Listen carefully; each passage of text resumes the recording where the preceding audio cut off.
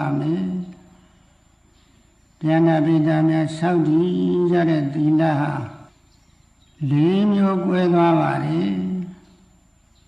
Dila Saudi Dila Chintone Niyama Chintomoji Quachadwalo Dilaha Lim your Gueviadware Penemio Gueviadre Dina Baga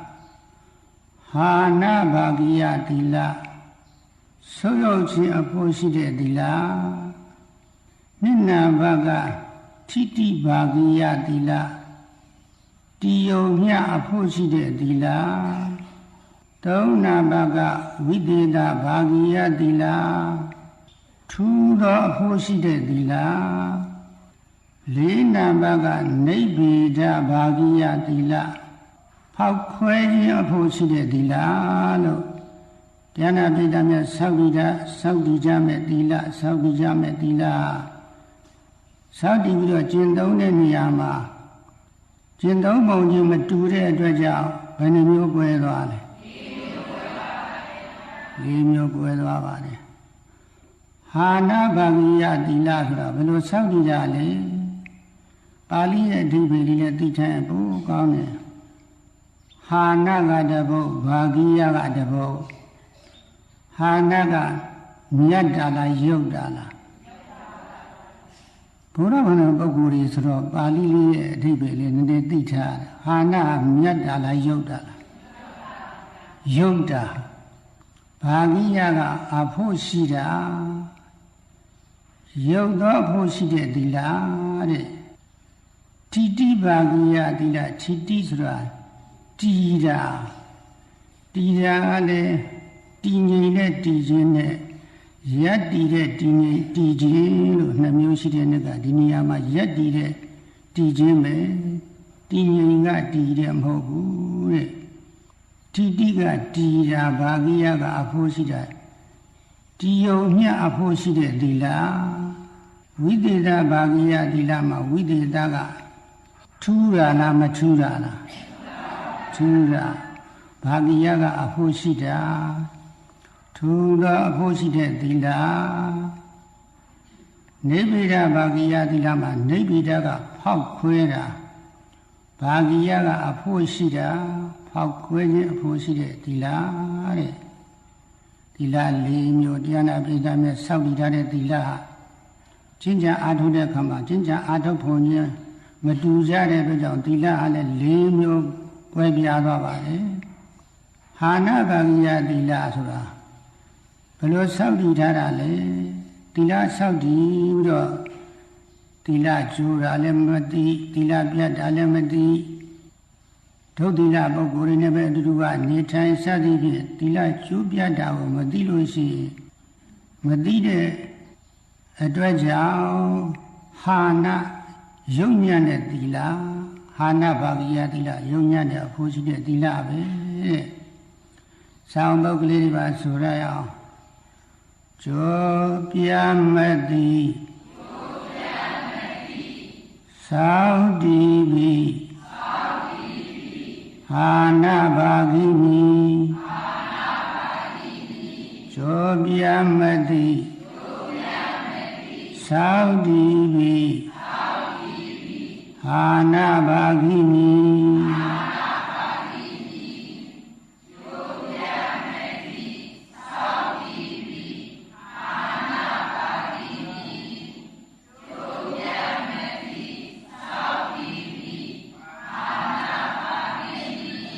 Dila Jura Lemadi Dila Pauda Dila Jara Lemadi Dila Jubia Dari Madibu Dila Saudi Dilo Nida Dila Chuju Pauchin Pony Dila Badila Local Hana Bagia Dila Hana Bagia Dila Diana Benjamia Dile Muria Miss Saudi Dila Bedila Le Kurai Muya Baula Kurai Yame Bedila Amia so a Tuja don't Miss Saudi Dila Dila Lemuria Bedila Mupidelu Kuraya me ထိတိပါကိယသီလဆိုတာသီလတွေစောင့်တည်ထားပြီးတော့သီလလေးတည်ုံမြှိုက်လောက်ပဲစောင့်ထိန်တယ်သီလလေးမကြိုးမပေါက်မပြောက်မကြားသွားရအောင်ပဲစောင့်ထိန်တယ်သမထတရားလည်းအာမထုတ်ဘူးဝိပဿနာတရားလည်းသီလလေးတည်ုံမြသီလမကြိုးမပေါက်မပြောက်မကြားရုံလေးပဲစောင့်တည်တဲ့သီလကိုတော့ထိတိပါကိယသီလတဲ့တည်ုံမြပဲအဖို့ရှိတဲ့သီလတည်ုံမြသည်သောတိပိထိတိဘာဂိမိတိယုံမြတိသောတိပိထိတိဘာဂိမိ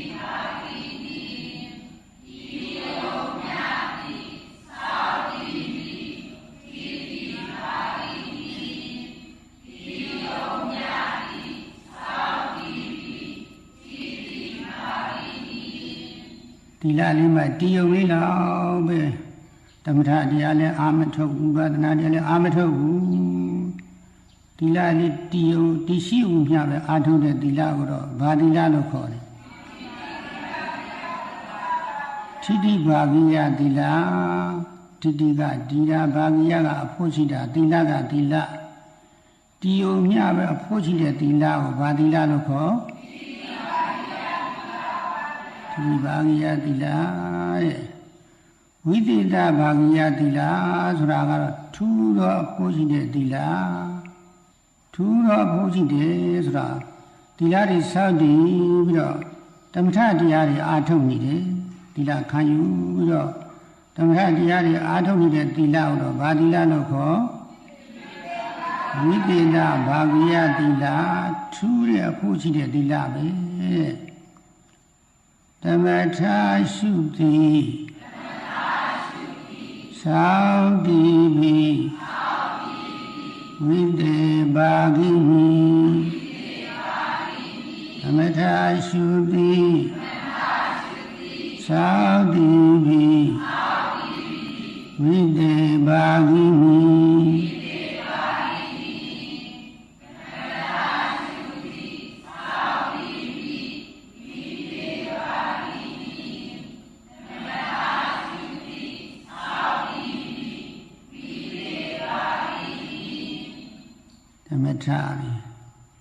သမထကမ္မထာဒီဉာဏပိတများထိုက်တဲ့နေရာလို့ဆိုရှုမှတ်တတ်ပါတယ်သီလဆောက်တည်ပြီးတော့ရှိရှိအဖို့တွေအဖွားတွေကြပရိစေနေကြတယ်ဝိပဿနာကတိတ်မထွန်းကားသေးတော့ပရိစေကြတယ်ဗုဒ္ဓနောတိကမ္မထာမေတ္တာကမ္မထာဒီပွားများကြတယ်အဲဒီဗုဒ္ဓနောတိကမ္မထာမေတ္တာကမ္မထာစရသမထကမ္မထာဒီစီမံနေတဲ့ပုဂ္ဂိုလ်ရဲ့သီလကတော့ဘာသီလလဲဝိသေသဘာဂိယသီလ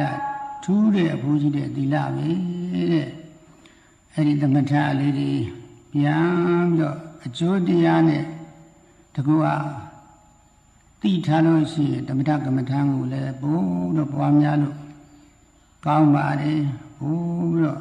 အာယုံစူးစိုက်လို့ကောင်းပါတယ်ဘုဒ္ဓနောတိကမ္မထာဘုရားကုံတော်9ပါးပွားများလို့ရှိရင်အကျိုးရပုံတွေယောဂီဟောင်းများကတော့မကြာခဏနာကြဘူးပါတယ်နာဘူးထက်မှပဲယောဂီတွေများအတွက်မဟောရပါဘူးလားကုံတော်9ပါးအကျိုးတရားကုလိုခြင်းနဲ့အကျိုးတရား9မျိုး10မျိုးရရှိနိုင်ဖို့အရဟံဂုဏ်တော်ကိုပွားများမယ်ဆိုလို့ရှိရင်ဘေးရန်နေကင်းနေတတ်ပါတယ်ဂုဏ်တော်ပွားများပုံလေးပါထည့်ပြီးတော့ဆိုရအောင်အရဟံကိလေသာညာသူကိုတတ်တော်မူတတ်သောမြတ်စွာဘုရားပါရကားမြတ်စွာဘုရားကိလေသာယံတွေအတွင်းယံတွေပယ်တတ်တဲ့မြတ်စွာဘုရားဖြစ်တဲ့အတွက်ကြောင့်အရဟံဂုဏ်တော်ပွားလို့ရှိရင်မိတို့မှလည်းအတွင်းဘေးရန်အပြင်ကဘေးရန်နေပြင်ကားနိုင်တယ်ဆိုတဲ့အဓိပ္ပာယ်ဘေ ဘေးရန်ကင်းလို့အရဟံကိုဘွားကိုဘွားရမည်ဘေးရန်ကင်းလို့အရဟံကိုဘွားကိုဘွားရမည်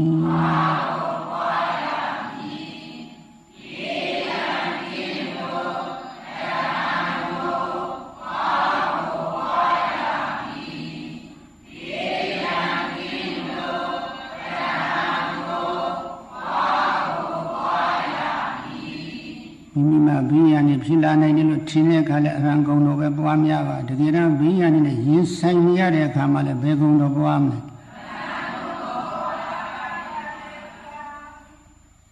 နေနေတိလို့တံပုဂ္ဂိုလ်ဘွားကိုဘွားရမည်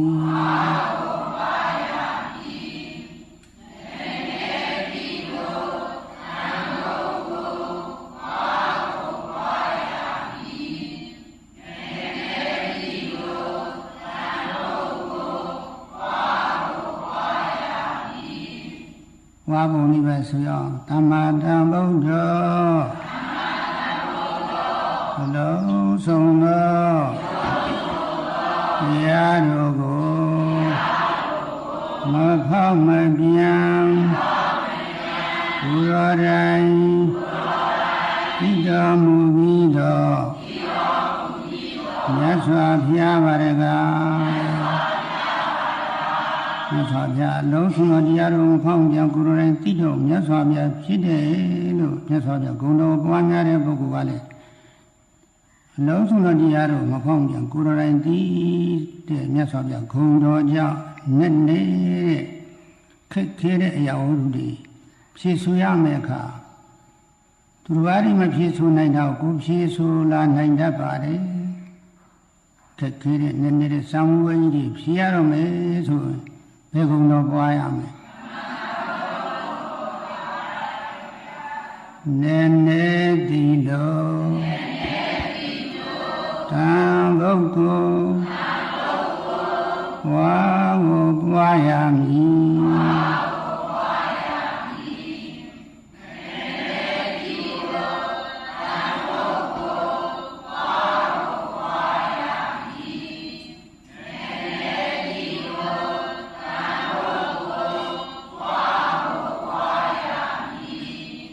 မိမိကအကျင့်တိတ်ခါရင်းနဲ့သီလတိတ်ခါသမာဓိတိတ်ခါပညာတိတ်ခါနဲ့ပြည့်စုံနေတဲ့ဝိပဿနာတရားအထုတဲ့ကတရားတွေမြန်မြန်တက်ခြင်းတယ်ဆိုလို့ရှိရင်ဘယ်ကုံတော်ပွားရမလဲဆိုဝိဇ္ဇာစရဏတမ္ပနာဂုဏ်တော်ပွားများရမယ်ဝိဇ္ဇာစရဏတမ္ပနောလိုက်ဆိုကြပါဝိဇ္ဇာစရဏတမ္ပနောဝိဇ္ဇာ၃ပါးဝိဇ္ဇာ၈ပါးစရဏ15ပါးတို့နှင့်ပြည့်စုံတော်မူသောမြတ်စွာဘုရားပါတကားမြတ်စွာဘုရားဝိဇ္ဇာ၃ပါးဝိဇ္ဇာရစရဏ15ပါးနဲ့ပြည့်စုံတဲ့မြတ်စွာဖြစ်တဲ့အတွက်ကြောင့်အဲ့ဒီဂုဏ်တော်ပွားများတဲ့ပုဂ္ဂိုလ်ရာဝိဇ္ဇာစရဏတွေနဲ့ပြည့်စုံသီလတိတ်ခဓမ္မတိတ်ခပညာတိတ်ခနဲ့ပြည့်စုံတော့တရားတွေမြန်မြန်တွေ့တရားတွေမြန်မြန်တဲ့မိမိရဲ့ပါရမီအားဖြင့်တရားဓမ္မတွေမြန်မြန်ရသွားနိုင်ပါလေတိတ်ခပြေလို့ဝိဇ္ဇာကိုဝါကိုပွားရမည်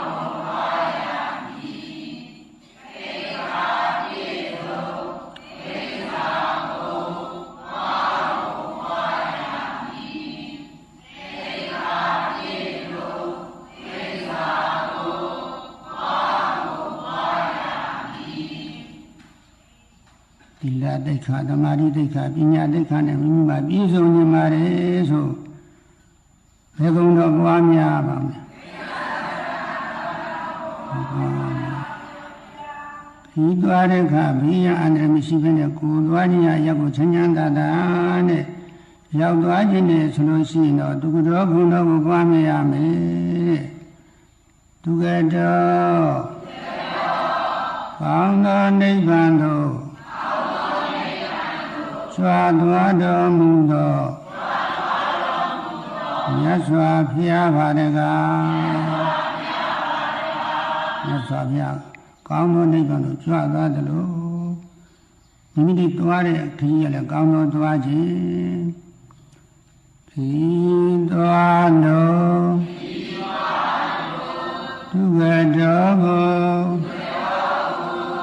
ဝါကိုပွားရမည်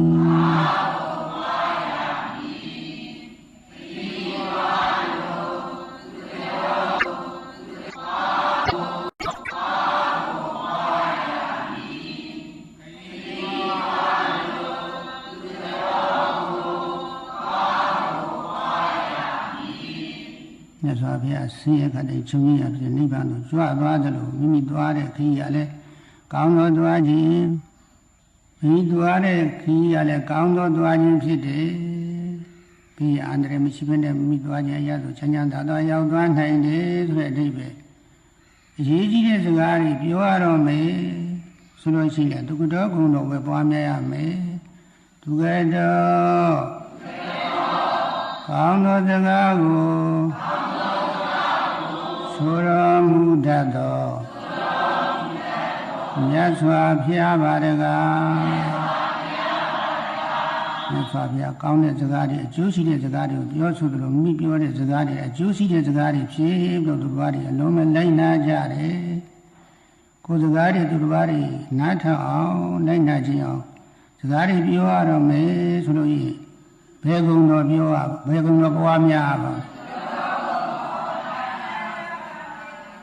စကားပြောလို့သူကတော်ကိုဝါကိုပွားရမည်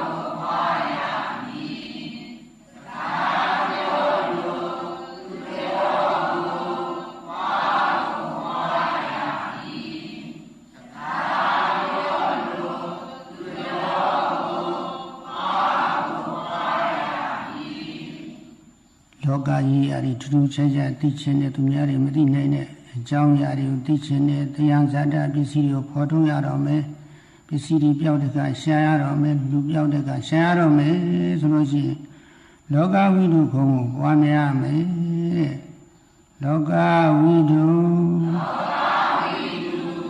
လောကသုံးပါးဒီတော်မူတတ်သောမြတ်စွာဘုရားပါတကားလောကတိလောဝိတုကိုဝါကိုပွားရမည်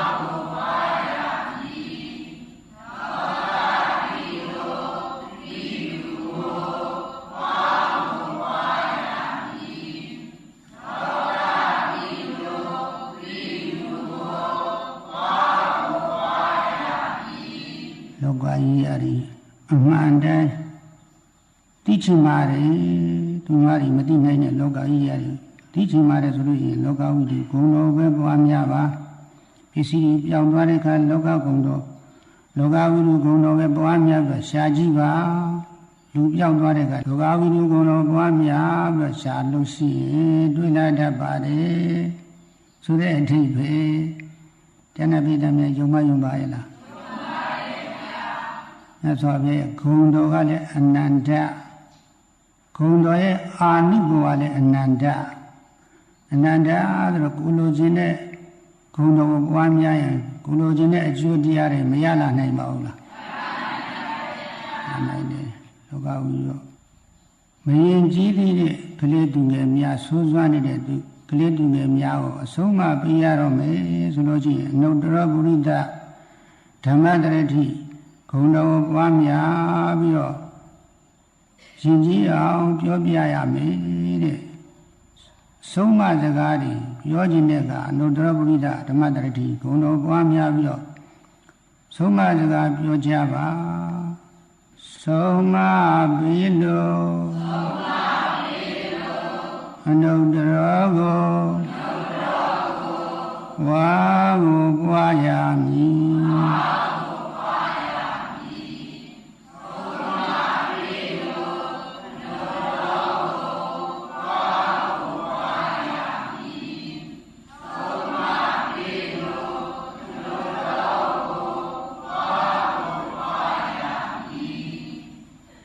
နဲ့ဆိုးနေတဲ့နဲ့ပေးနေတဲ့မိတို့ရဲ့မိသားစုတွေကဆွေမျိုးမိတ်တင်ကားတွေကကလေးသူငယ်များကိုအဆုံးမဩဝါဒပေးခြင်းလို့ရှိရင်ဘယ်ကုံတော်ပွားရမလဲ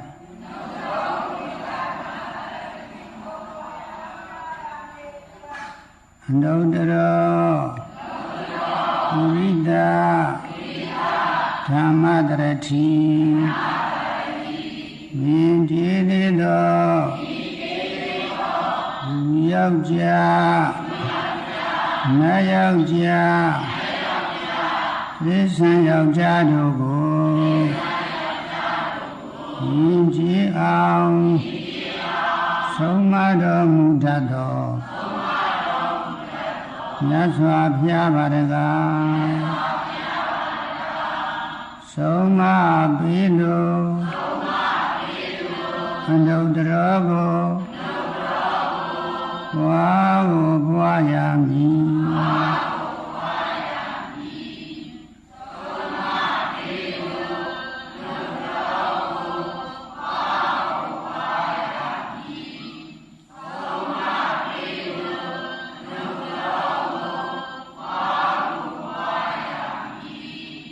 မိကတင်တန်းစီအဖြစ်ဖြင့်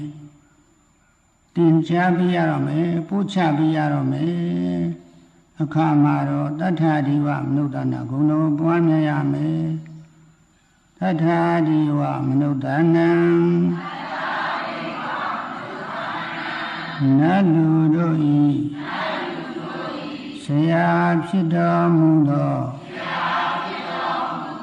မြတ်စွာဘုရားပါရကားတထဒီဝမနုဿနာ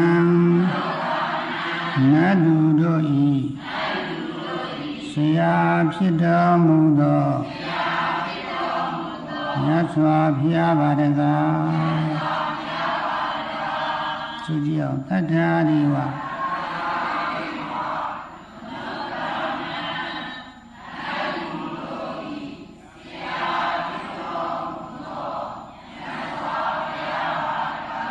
မြတ်စွာဘုရားနတ်လူတို့ဆရာဖြစ်တဲ့ကဲ့သို့မိယာဆရာဖြစ်မြင်သင်ကြားပူချပြီးတဲ့နေရာမှာဒီကုံတော်ပွားများတော့သင်ကြားပူချပြီးလို့ရှိရင်သင်္ဍသားတွေအများများတက်မြောက်သွားနိုင်ပါတယ်သင်ကြားပြီးလို့တထာကိုဝါကိုပွားရမည်သင်ကြားပြီးလို့တထာကိုဝါကိုပွားရမည်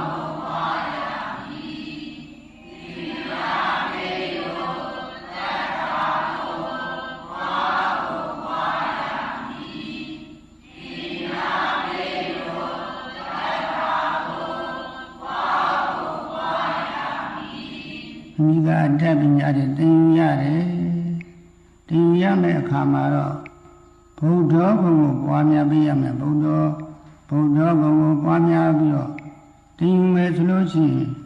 ကိုတတ်ခြင်းနဲ့တတ်ပညာတွေလွယ်လွယ်နဲ့မြန်တက်လာတတ်ပါတယ်ဘုဒ္ဓသစ္စာလေးပါးကိုဘုရောတိုင်းသိတော်မူပြီးတော့မြတ်စွာဘုရားပါရကားဘုရားသစ္စာလေးပါးကိုဘုရောတိုင်းသိတော်မူပြီးတော့မြတ်စွာဘုရားပါရကား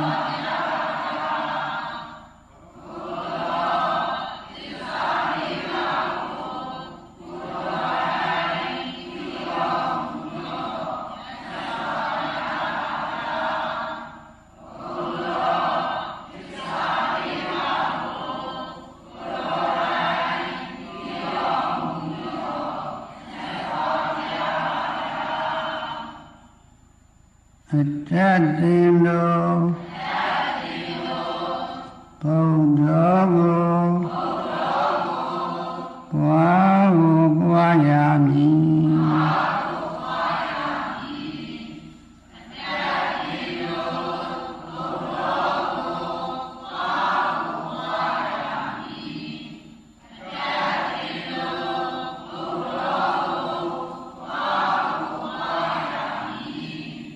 မိကအတ္တပညာရဲ့သင်ယူတဲ့အခါဘုဒ္ဓဘုံကိုပွားများပြီးတော့သင်ယူမယ်ဆိုလို့မြန်မြန်တမ်းမြောက်နိုင်ပါတယ်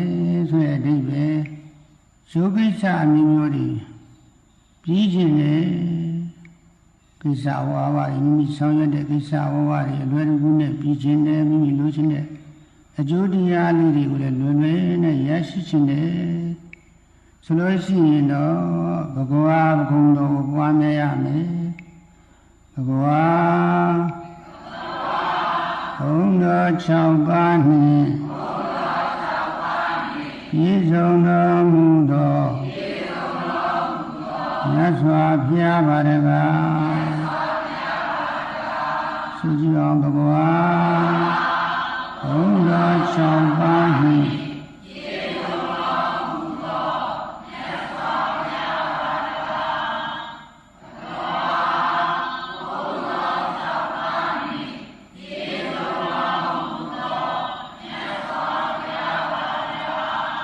မြတ်စွာဘုရားဘုံတော်6ပါးနဲ့ပြည်စုံတော်မူတဲ့အတွက်ကြောင့်မြတ်စွာဘုရားဆောင်ရွက်တဲ့ကိစ္စဝါမှန်တယ်မြတ်ဘယ်ကိစ္စမှမပြီးရလို့မရှိဘူးလွယ်လွယ်ကူကူနဲ့ပြီးသွားတယ်လို့ဘဝဘုံတော်ပွားများတဲ့ပုဂ္ဂိုလ်များလည်းမိမိဆောင်ရွက်လို့တဲ့ကိစ္စတွေမိမိလိုရှိရတဲ့အကျိုးတရားတွေလွယ်လွယ်နဲ့ပဲရရှိလာနိုင်တယ်ဆိုတဲ့အဓိပ္ပာယ်အကျိုးပြည်လို့ဘဂဝါကိုပွားကိုပွားရမည်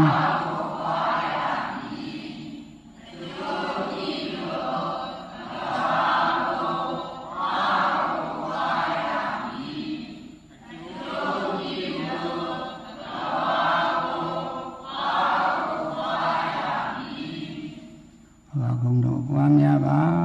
တဲ့ဝိသီတဘာဂိယသီလဖြစ်အောင်ဂုဏတော်ကိုယ်ပါဝါများကိုအကျိုးတရားတွေရရှိဖို့ဟောကြားတာအသင့်တင့်ပြည့်စုံသွားပါပြီ။ရှင်ရလည်းတော်ကုန်သွားပါပြီ။မေတ္တာကမ္မထံပွားများပုံလေးတို့ကျုပ်ပဲဟောကြားနိုင်တော့မယ်။ဝိသီတဘာဂိယသီလဖြစ်အောင်မေတ္တာကမ္မထံလည်းပွားများရတယ်။မေတ္တာကမ္မထံပွားများတာကမေတ္တာကမ္မထံပွားများပုံက2မျိုးရှိရဲ့ပါရမီဖြစ်ကုသိုလ်ဖြစ်မေတ္တာကမ္မထံပွားများတာဇန်တမာတိဖြစ်အောင်မေတ္တာကမ္မထံပွားများတာလို့မေတ္တာပွားပုံဘယ်နှမျိုးပါလဲကုသိုလ်ဖြစ်ပါရမီဖြစ်မေတ္တာပွားများပုံကတော့စိတ်ထဲကလည်းမိနဲ့တွေ့ကြုံရတဲ့ပုဂ္ဂိုလ်တွေချမ်းသာစေမယ်ချမ်းသာကြပါစေနှုတ်ကပြောရတဲ့အခါမှာချမ်းသာကြောင်းစကားတွေပဲပြောတယ်ကိုယ်ဖြင့်ပြုလုပ်ပေးရတဲ့ခါမှလည်းသူတို့တွေချမ်းသာကြောင်းဖြစ်တဲ့ကိုယ်အမှုရာဖြင့်ပြုလုပ်ပေးတယ်။အဲဒါလို့ပြုလုပ်ပေးတယ်ဆိုလို့ချင်းကာယကမေတ္တာဝစီကမေတ္တာမနောကမေတ္တာတွေဖြည့်ပြီးတော့ကုသိုလ်ဖြစ်မေတ္တာပွားများလို့ရနေပါတယ်။ဉာဏ်နဲ့ပိဋကများမပွားများရပါဘူးလား။ကိုယ်နဲ့ပြည်မြပုဂ္ဂိုလ်လေးတွေတတ္တဝါလေးတွေကချမ်းသာခြင်းပဲဆိုတာကစိတ်ထဲကဖြစ်တဲ့အတွက်ကြောင့်ဗာမေတ္တာလေမနောကမေတ္တာမနောကမေတ္တာနှုတ်ကချမ်းသာကြောင်းလေးပြောပြီးတာဗာမေတ္တာလေကိုယ်ဖြင့်ချမ်းသာကြောင်းလေးပြုလုပ်ပေးတာကကာယကမေတ္တာဝစီကမေတ္တာမနောကမေတ္တာတွေဖြစ်နေတဲ့ပုဂ္ဂိုလ်ဟာကုသိုလ်ဖြစ်မေတ္တာကမ္မထံစီးပြန်နေတာပဲတဲ့ဉာဏ်ပိဋကများသဘောကျပါရဲ့လားခက်ပါသလားလွယ်ပါသလားဟိုနီးလေးတော့ပြီးသားပြီအသုံးချဖို့မလိုအပ်ပါဘူးလားတဲ့လိုအပ်တယ်ဇာတမာရိဖြစ်အောင်ပွားများဖို့လေအတူချုပ်ပဲဟောလို့ရမယ်ဇာတမာရိဖြစ်အောင်ပွားများတဲ့နီးကတော့ရှုစွာ မေတ္တာမပွားများတဲ့ပုဂ္ဂိုလ်တွေကိုလည်းသိထားရတယ်ရှိဥစွာမေတ္တာမပွားများတဲ့ပုဂ္ဂိုလ်တွေမသိဘဲနဲ့ပွားနေလို့ရှိရင်မေတ္တာစဉ်မေတ္တာသမမေတ္တာမှမဖြစ်ဘဲနဲ့ကုသိုလ်အစစ်တွေမဖြစ်ဘဲနဲ့မေတ္တာတွေတော်တော်နဲ့မဖြစ်ဘဲရှိနေတတ်တယ်တဲ့ရှိဥစွာမေတ္တာမပွားကောင်းတဲ့ပုဂ္ဂိုလ်တွေစောင့်ပုတ်ပဲအရင်ဆိုရအောင်မချစ်သွင်းမတူချစ်လုံးသူနဲ့အလည်းဖြစ်သူဉာဏ်သူကိုပါငါပြာဥစွာမပွားရာမချစ်သွင်းမတူချစ်လုံးသူနဲ့အလည်းဖြစ်သူဉာဏ်သူကိုပါငါပြာဥစွာမပွားရာ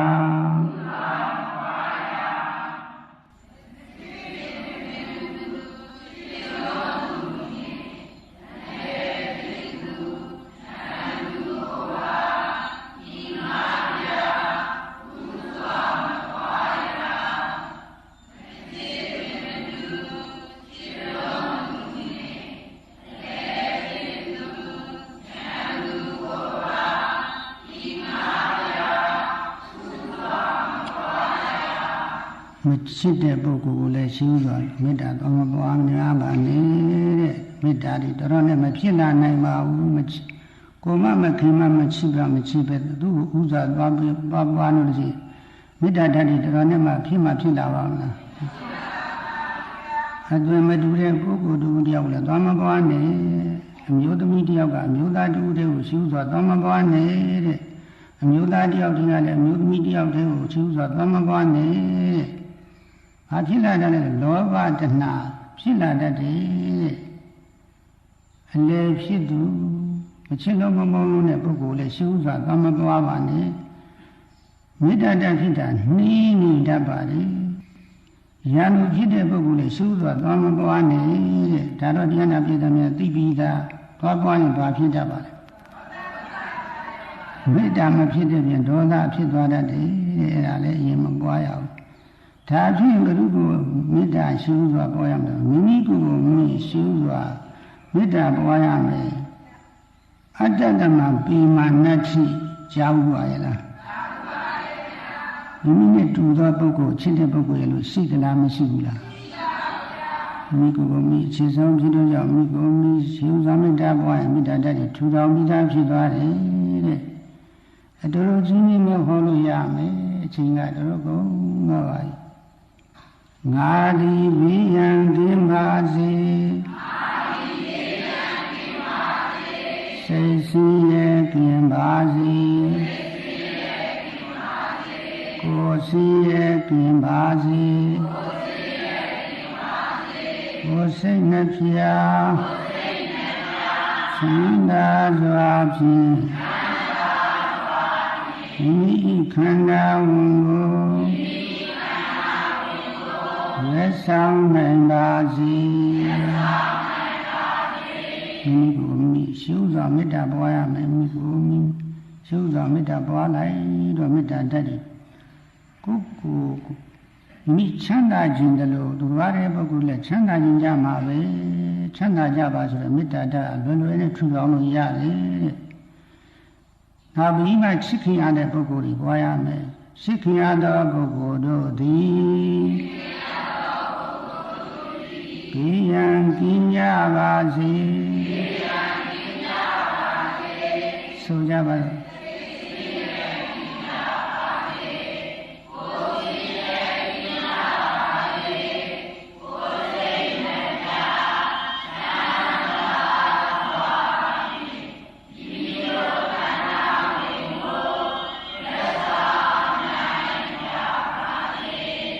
ချစ်ခင်ရတဲ့ပုဂ္ဂိုလ်မှာမေတ္တာသမာဓိဖြစ်အောင်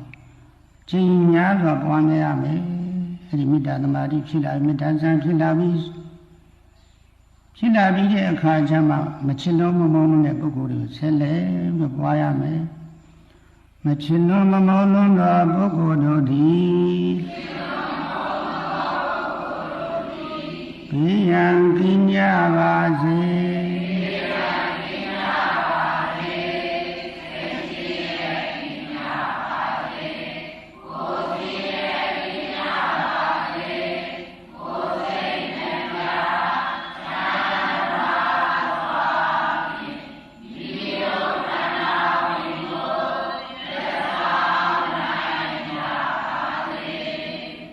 ခြေလုံးလုံးနဲ့ပုဂ္ဂိုလ်များမေတ္တာဓာတ်တွေပြန့်နှံ့သွားပြီဆိုတဲ့အခါကျမှဉာဏ်လူဖြစ်တဲ့ပုဂ္ဂိုလ်ပွားများရမယ်ဉာဏ်လူဖြစ်သောပုဂ္ဂိုလ်တို့သည်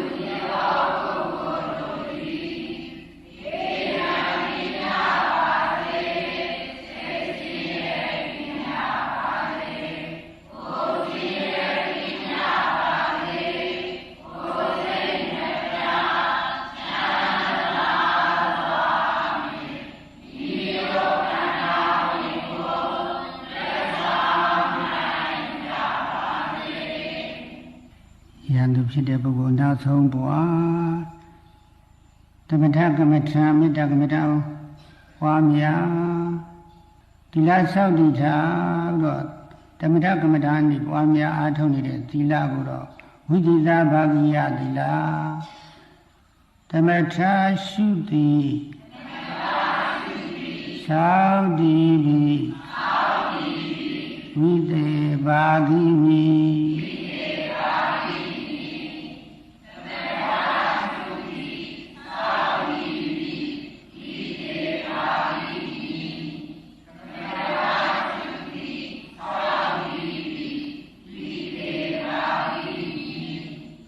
ဒီလားတွေစောင့်တည်တော့ဝိပဿနာတရားအားထုတ်မယ်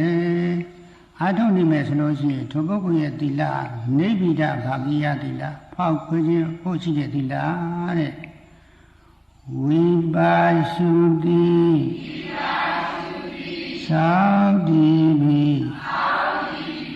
နိဗ္ဗိဘာဂိမိဝိပါရှုတိသာတိမိနိဗ္ဗေပါဂိမိ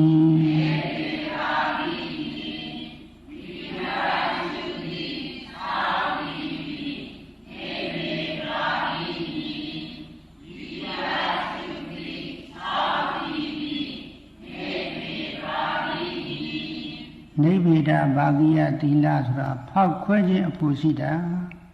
ကိလေသာတွေကိုဖောက်ခွဲတာဝိပဿနာကစပြီးတော့ဖောက်ခွဲတာပါပဲတဲ့။ဉာဏ်ရောက်သွားတော့အပြီးတိုင်းဖောက်ခွဲတယ်။ဒါဝိပဿနာရှုပြီးတော့ကိလေသာတွေဖောက်ခွဲပုံလေးတို့ကြောပဲဟောလို့ရတော့မယ်အချင်းကတော့နေသွားပြီ။တရားနာပိဋကများဝိပဿနာယောဂီတွေဆိုတော့ဒီလိုချင်မာဆရာတော်ဘုရားကြီးပြတဲ့နည်းပြီးဝိပဿနာရှုနေတာကိလေသာတွေဖောက်ခွဲနေတာပဲ။နိဗ္ဗိဒဘာဂိယသီလဖြစ်နေတာပဲဆိုတဲ့အဓိပ္ပာယ်ဒီတော့ဇမားဆရာတော်ဘုရားကြီးပြတဲ့နီးပေါင်းနဲ့ပိန်နဲ့ထိုင်နဲ့ထိရကြွတယ်လှမ်းနဲ့ချတယ်ကိုယ်ရဆန့်နဲ့ဂိုင်းနဲ့ယူတယ်မြဲရစောင်းနဲ့စသည်ဖြင့်မရှုမှတ်ကြရပါဘူးလားရှုမှတ်ကားကြမှာတော့ဘာမှတော့သိမထူးကြသေးဘူးပေါင်းနဲ့ပိန်နဲ့ထိုင်နဲ့ဒီလိုမှနေပေါင်းတာကလည်းမိဝမ်းပိုက်ကပဲဖောင်းမှတ်တာကလည်းမိကပဲမှတ်နေတယ်ပိန်တာလည်းမိဝမ်းပိုက်ကပဲပိန်နေမှတ်တာကလည်းမိကပဲမှတ်နေတယ်ထိုင်တာလည်းမိကပဲထိုင်နေတယ်မှတ်တာလည်းမိကပဲထိုင်မှတ်နေတယ်ထိနေတာလည်းမိခန္ဓာကိုယ်ပဲထိနေတယ်မှတ်တာကလည်းမိကပဲမှတ်နေတယ်လို့မှတ်ကားစမှတော့တပေါင်းနဲ့တစ်လုံးနဲ့ပဲထိနေတယ်စက်ကရှုမှတ်လိုက်လို့ဓမ္မရညာဖြစ်လာတဲ့ခါကျတော့ဖောင်းတယ်လို့မှတ်လိုက်ရင်ဖောင်းနေတာကတခြားမှတ်တိလိုက်တာကတခြားပိန်တယ်လို့မှတ်လိုက်ရင်ပိန်နေတာကတခြားမှတ်တိလိုက်တာကတခြားထိုင်တယ်လို့မှတ်လိုက်ရင်ထိုင်နေတာကတခြားမှတ်တိလိုက်တာကတခြားထိတယ်လို့မှတ်လိုက်ရင်ထိနေတာကတခြားမှတ်တိလိုက်တာကတခြားလို့ကွဲပြားလို့မသိလာပါဘူးလားဘောင်းနာပိန်နာထိုင်နာထိတာတွေကဘာမှမသိတတ်တဲ့အတွက်ကြောင့်အာယုံမသိတတ်တဲ့အတွက်ကြောင့်ယုတ်တရားလားနံတရားလားအောင်းနေပိန်နေထိုင်နေဒီလိုလိုက်တော့မှတ်တိနေတာကသိတတ်တဲ့အတွက်ကြောင့်နန္တရားဒီခန္ဓာကိုယ်ထဲမှာယုတ်တရားနန္တရားနှစ်ပါးပဲရှိတယ် ငါဆိုတာတကယ်တော့မရှိဘူးလို့ကိုယ်တိုင်ပိုင်းခြားပြီးတော့မသိတော့ပါဘူးလားငါဆိုတာမရှိဘူးလို့သိသွားတာတက်ကာယဒိဋ္ဌိကိုဖောက်ခွဲလိုက်တာပဲပယ်လိုက်တာပဲနာနဲ့ရုပ်ကိုပိုင်းခြားပြီးတော့သိတဲ့နာမရူပပြိစ္ဆေဒဉာဏ်ဖြင့်တက်ကာယဒိဋ္ဌိကိုမဖောက်ခွဲလိုက်ပါဘူးလားဖောက်ခွဲလိုက်ပြီတဲ့စက္ကစက္ကရှုမှတမန်ညာဆင်းရဲရင်းကျလာတဲ့အခါဖောင်းတယ်ပိန်တယ်ထိုင်နေဒီလိုမှတ်နေလေဖောင်းနာပိန်နာတွေကရှိရပေါ်ပိန်နေလို့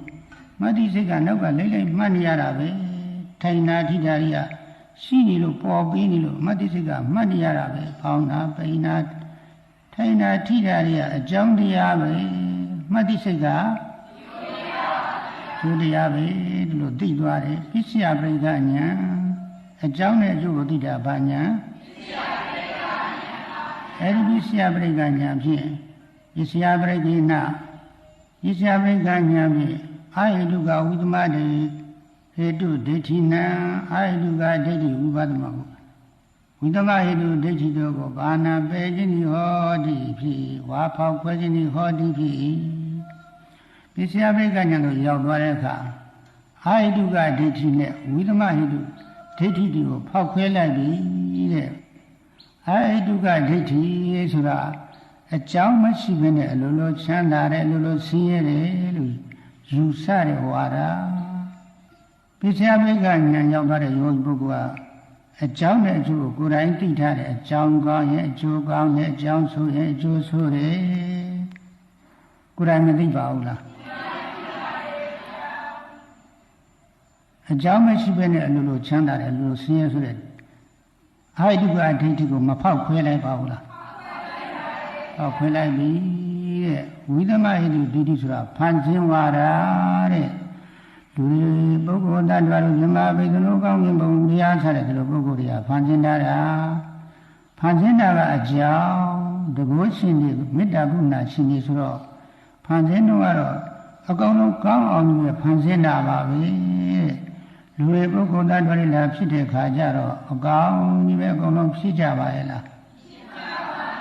အမျိုးမျိုးဖြစ်တယ်တချို့ကသိပြည့်စုံတယ်သိပြည့်စုံတယ်တချို့ကအတင်းတင်းပြည့်စုံတယ်တချို့ကလည်းမပြည့်စုံရှားဘူးအကျမ်းတရားဖြင့်၃မျိုးတော့မထင်ရှားနေပါဘူးလားသူတို့ကတော့ဖန်ဆင်းတဲ့ပုဂ္ဂိုလ်တွေကတော့ကောင်းအောင်ကြီးပဲဖန်ဆင်းလိုက်တယ်အကြောင်းတရားဖန်ဆင်းတာတော့ကောင်းအောင်ကြီးပဲဖန်ဆင်းလိုက်တယ်အကျိုးတရားတွေလည်းဖြစ်တဲ့ခါကျတော့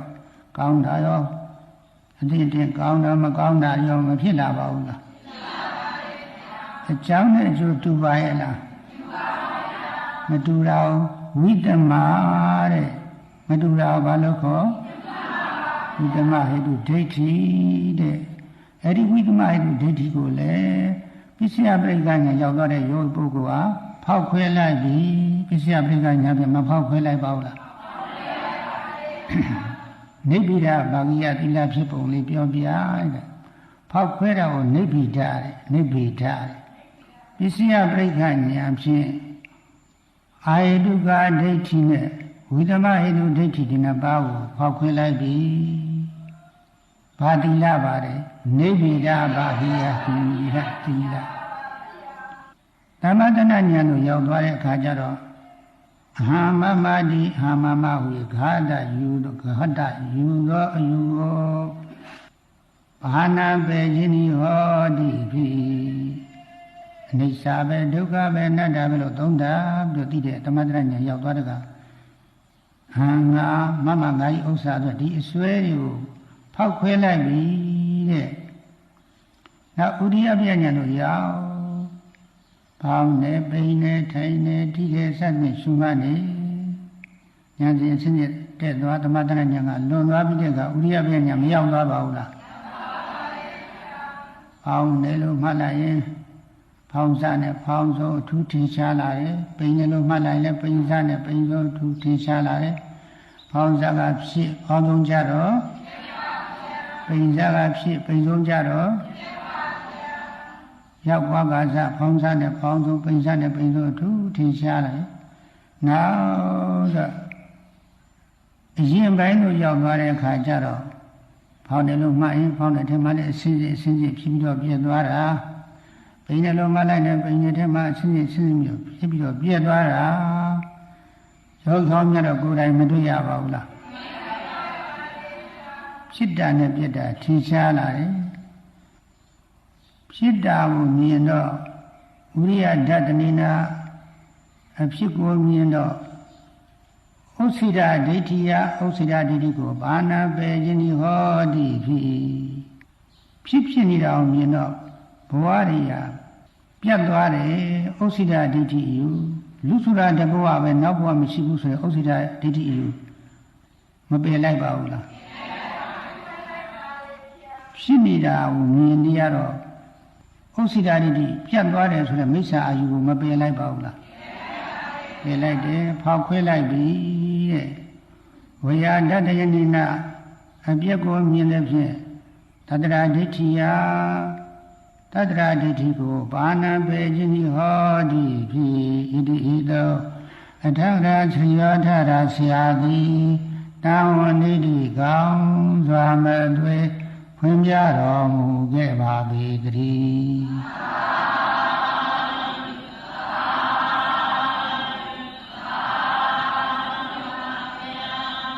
ဖြစ်ပြီးတဲ့ပြည့်ပြည့်သွားတာကိုမြင်တော့ပုဂ္ဂိုလ်တ attva တွေမြင်တယ်ကွယ်လွန်သွားတဲ့အခါရုပ်ခန္ဓာကိုယ်ကြီးရကွယ်လွန်သွားတဲ့ဉာဏ်နေခဲ့တယ်နာလေးအတ္တကောင်ကြီးတော့ဟိုဘဝဒီဘဝတွေပြောင်းသွားတယ်ငကလေးကတပင်းကနေတပင်းပြောင်းသွားတယ်လို့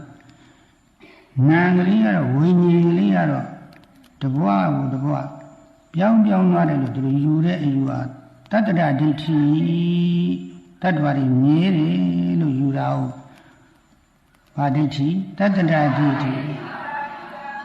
ဝိယအပြည့်ကိုမြင်ပြီးတော့တတ္တရဒိဋ္ဌိကိုပယ်ပြီးသားမဖြစ်ပါဘူးလားမမြဲဘူးဘာတစ်ခုမှမမြဲဘူးဖြစ်ပြီးပြက်ပဲ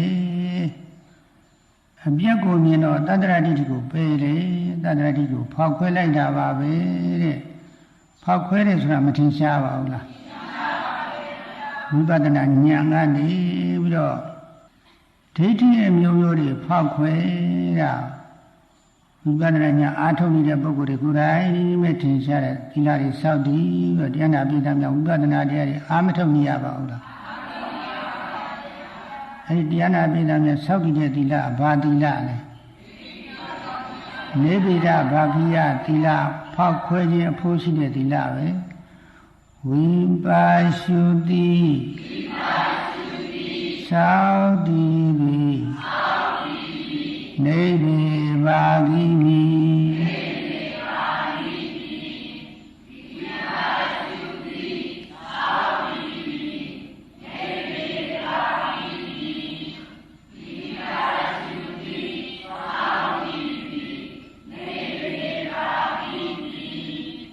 နာမရူပပစ္စေဉာဏ်ဖြင့်တက္ကရာဒိဋ္ဌိကိုဖောက်ခွဲတယ်။ပိစိယပရိက္ခဉာဏ်ဖြင့်အာဟိတုကဒိဋ္ဌိနဲ့ဝိသမဟိတုဒိဋ္ဌိကိုဖောက်ခွဲတယ်။ဓမ္မတဏဉာဏ်ဖြင့်အဟံမမလို့ယူတဲ့အယူကိုမိစ္ဆာအယူကိုဖောက်ခွဲတယ်။ဝိရိယပိယဉာဏ်ဖြင့်ဥစ္စိဒဒိဋ္ဌိအယူကိုဖောက်ခွဲတယ်။ဥစ္စိဒဒိဋ္ဌိမိစ္ဆာဒိဋ္ဌိကိုဖောက်ခွဲတယ်။ဝိညာဉ်ကိုမြင်တဲ့ဖြင့်ဝိညာဉ်ဉာဏ်ဖြင့်အပြည့်ကိုမြင်တဲ့ဉာဏ်ဖြင့်တတ္တရဒိဋ္ဌိကိုဖောက်ခွဲတယ်တဲ့ဖောက်ခွဲပုံနဲ့တရားနာပိဋကမြန်သဘောကျပါရဲ့လားသဘောကျတယ်တဲ့ဖောက်ခွဲလိုက်လို့ရှိရင်တော့ဖောက်ခွဲတာတွေအပြီးရောက်သွားတဲ့အခါသစ္စာလေးပါးကိုထိုးထွင်းပြီးတော့သိသွားတာလေအဲ့ဒါဖောက်ခွဲခြင်းအစစ်ပါပဲတဲ့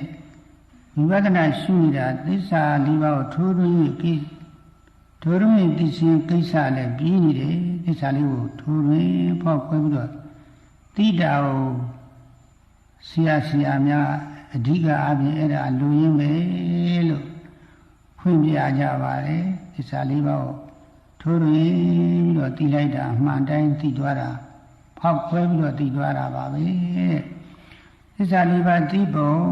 လေးရှုမှတ်နေစေခဏမှာသစ္စာလေးပါးသိချင်းကိစ္စပြီးပုံ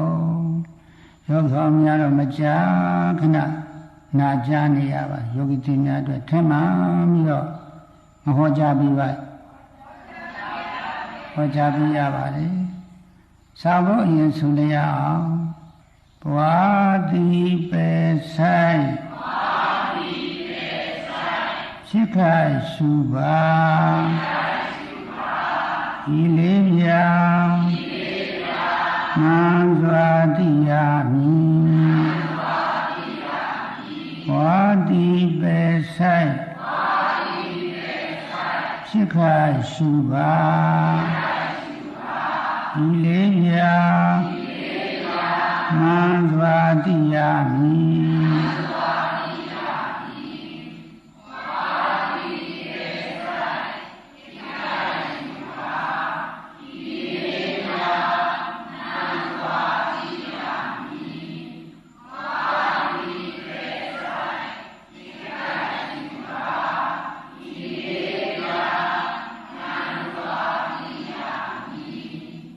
မေဃသစ္စာကိုပွားများခြင်းကိစ္စ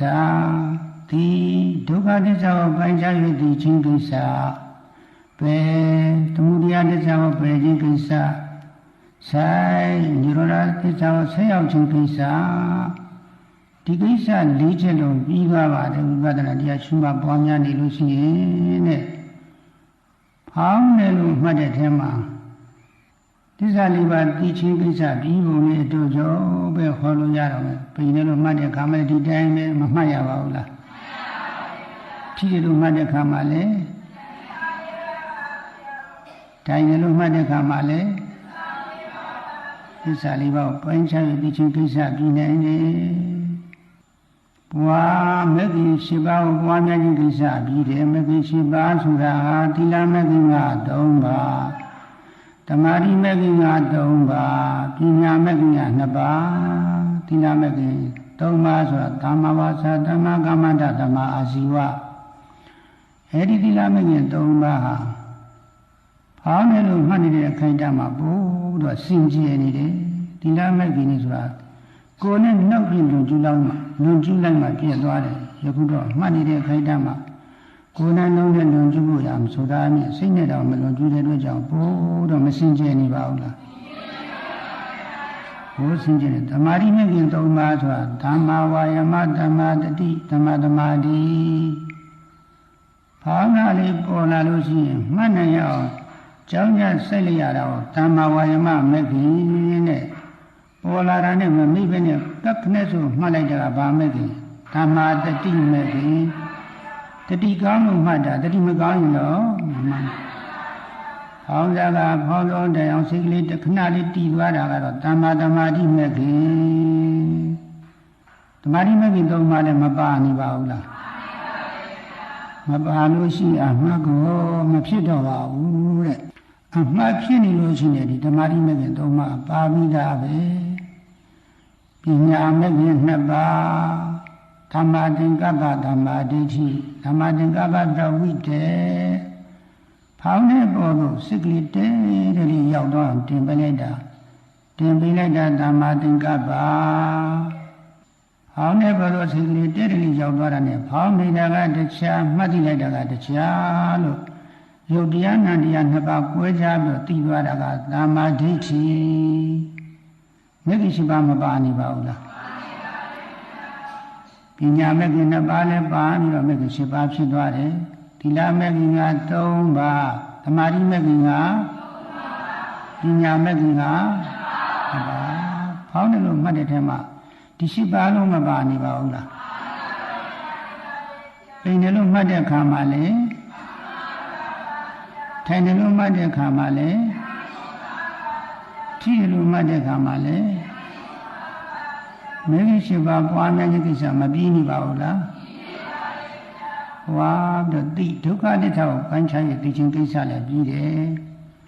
ဖောင်းတာကယုတ်ဒုက္ခသစ္စာဖောင်းတာယုတ်လားနာလားဖောင်းတယ်လို့မှတ်သိလိုက်တာကနာဒုက္ခသစ္စာလို့ပိုင်းခြားပြီးတော့မသိသွားပါဘူးလား